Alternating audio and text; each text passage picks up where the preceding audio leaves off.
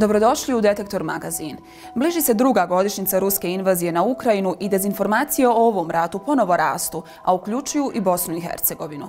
Zato smo putovali u Ukrajinu, zemlju u kojoj se borba protiv dezinformacija smatra dijelom rata i gdje neistine koje dolaze iz Rusije mogu biti destruktivne kao pravo oružje.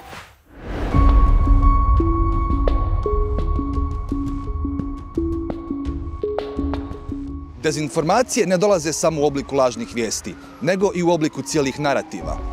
Euromajdanski protesti koji su se desili prije 10 godina na ovom mjestu, Kijevskom Majdanu nezaležnosti, zvanična Moskva predstavlja kao državni udar i kao kraj ukrajinske nezavisnosti.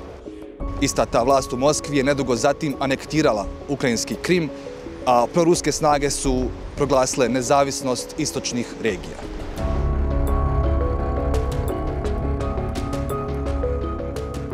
It was first days of March of 2014, when Yanukovych, our former president, left the country, and some strange events in Crimea just started. It was our reaction to these events, because before that moment we didn't pay attention to Russian disinformation. We thought, oh, who cares about Russian disinformation, what they show on their TV networks? But then we realized it was a huge mistake, and we need to do something to deal with this, to protect our people from this harmful influence. We watch Russian television on a daily basis, and when we saw that something is different, that they started to use different words for Ukraine. Their rhetoric became more aggressive. They started to discuss how they want to target Ukraine with missiles, how they would like to start this ground operation, like very different things. I think in the 3 months before this full-scale invasion, our analysis showed that they are ready to launch this full-scale invasion. So we published this report and said that Putin is ready, and it's up to him to decide but if he decides to start this full-scale invasion, the Russians will support it. Novinari organizacije Stop Fake imaju godine iskustva u provjeravanju dezinformacija. Prije početka ruske invazije jedna čudna priča ih je iznenadila, ali i dovela do stvarnih namjera ruskog predsjednika. First article I wrote for the website was about Ukrainian refugees in Russia. It was March of 2014 and there were no refugees.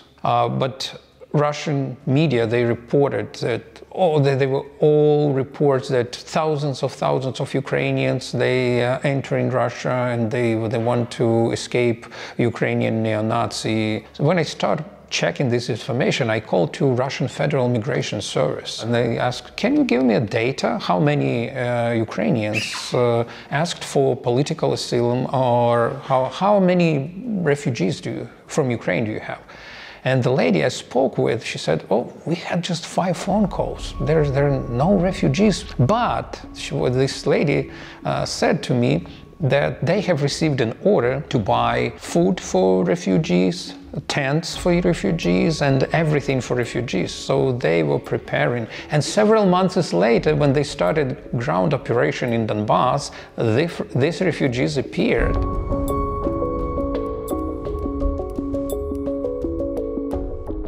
Trenutno se nalazimo u Buči, u mjestu nedaleko od Kijeva, u kojem je u martu 2022. godine došlo do vjerovatno prvih masovnih ubistava ratnih zarobljenika i civila.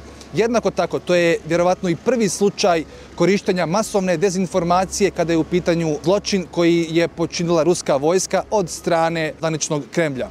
Taj se dezinformacija se i dan danas koristi i često se može čuti i u Bosni i Hercegovini kada ljudi, predstavnici institucija iz Republike Srpske, objašnjavaju događaje kao što su Markale i Srebrenica, također u svjetlu svojih dezinformacija koje nisu u skladu sa činjenicama.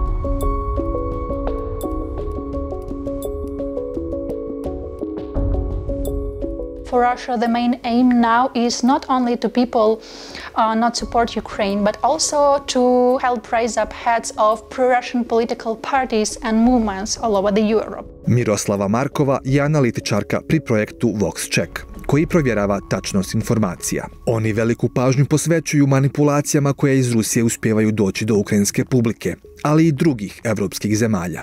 We studied from Germany and Italy, and we wanted to see Germany was a top target for Russia for a long time because of tries to spread disinfo about war in Ukraine that took place since 2014.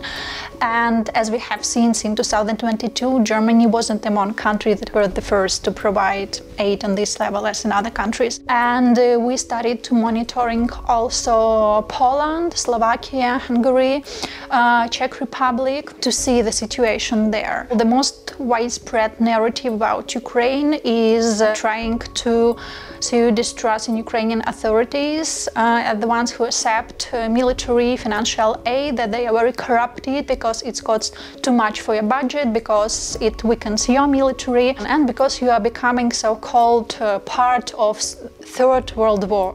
Ali u ruskim medijima ispričana je potpuno drugačija priča. Ukrajinci to više ne mogu vidjeti, jer su ruski i proruski mediji zabranjeni na teritoriji Ukrajine pod kontrolom Kijeva. Zato ruske vlasti danas pokušavaju kroz druge kanale doći do publike.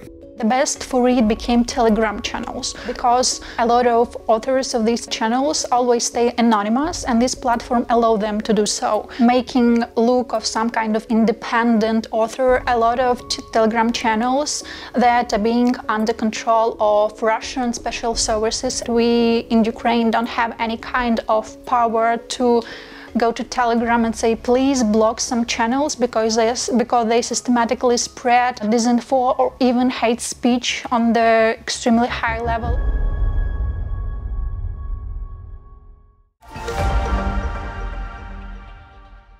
Marija Adeva objavljuje fotografije i činjenice o događajima u Ukrajini od prvog dana ruske invazije. Nju na društvenim mrežama prati više od 150.000 ljudi, a danas kao ekspertica za komunikacije radi za državnu novinsku agenciju. Njen posao je da otkriva i objašnjava ruske dezinformacije.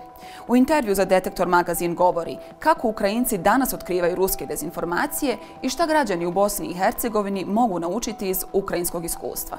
How do you battle false representation of reality that comes from the Moscow and it's distributed in the West? Battling with disinformation that is targeting the West might be quite difficult, because we have on one hand the free speech and the legislation that allows everyone to express their opinions, and on the other hand we have Russia that never admits any democratic rules and regulation, and it manipulates the free speech and uses it against West. So as Western community sees Russia as a player, but Russia on the contrary uses and sees this as a weakness and tries to find the holes which it can use to further infiltrate and manipulate in the information space. And the Russian propaganda machine is working 24/7. They never have day offs. They every day have these propaganda shows which are shown everywhere in Russia. And what is more important, not only the specific fake news, but generally the narrative that some Western community, NATO, is threatening Russia, and Russia now has to defend. I just recently watched the video that Russian soldiers filmed in Kherson. So there are Russian soldiers on the occupied territory of Kherson region filming just each other, making selfie video for their families.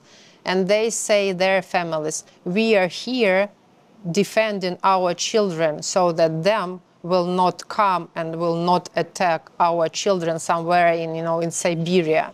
So these people really believe that they, by occupying independent country and killing civilians, they defend someone at home. So, and this is why propaganda is and disinformation is so threatening and it's effective. Have you identified the main organizers? So there is a system Russia built how they distribute this disinformation, and it works really well.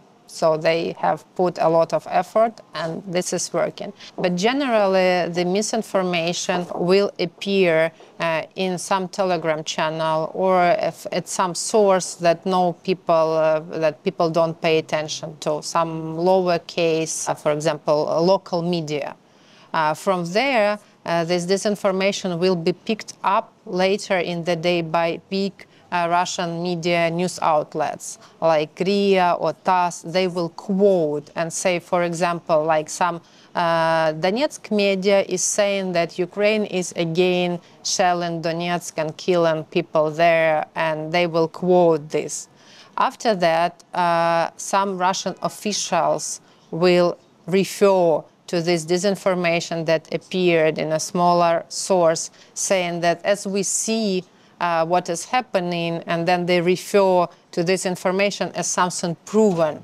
And at the end of the day, this will probably get to the Russian Ministry of Defense report, where they will say, as it was reported, that and that happened. It goes the full circle and appears in the Russian MOD or some authority report. They do not need you to believe specifically in the false information or fake information. They just need you to start being vague and say it and think probably there is something in that, and probably not what all government tells me is true. And it's very important not to allow Russia to win in this stage, because when they do it, then they will for sure go to the next stage. That's why it's very important to fact check, to tell people how their opinion is manipulated so that they would understand, to explain them that there is a difference between free speech and Russian propaganda and disinformation, which is using this free speech to manipulate and then to shape their opinion in a certain way. Gledali ste emisiju Detektor Magazin. Ovu epizodu, kao i naš ostali sadržaj, možete potražiti na stranici Detektora i YouTube kanalu Birna Bosne i Hercegovine, kao i na našim društvenim mrežama.